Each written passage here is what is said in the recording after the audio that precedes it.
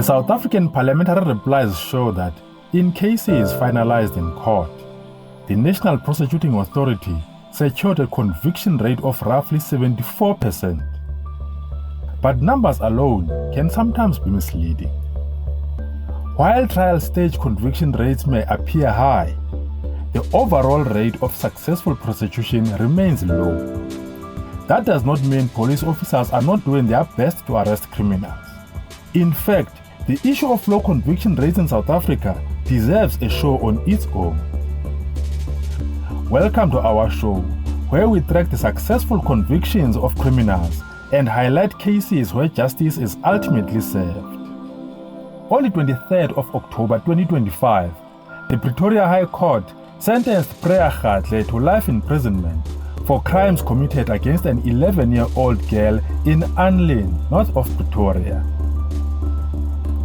The case goes back to the 30th of October 2023, when Prayer Kgatle targeted an apartment in Annlin.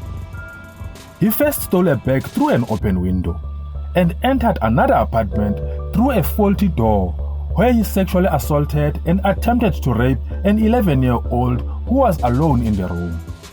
The young girl managed to escape and called for help. This is where the culprit tried to flee, but was seen by a resident who was vigilant enough to see that he was not a resident in those apartments. He chased and apprehended him before handing him over to the police. In an attempt to escape justice, Kgatle admitted guilty on the minor crime, which is stealing a bag, but denied the assault and attempted rape. But the prosecutor proved beyond doubt that he was guilty, with a little help from the brave young girl. Kgatle, who was on parole for housebreaking, was slapped with life imprisonment. Here is his sentence breakdown. Life imprisonment for rape, 15 years for housebreaking with intent to rape, 12 years for housebreaking, 12 years for robbery, 10 years for sexual assault.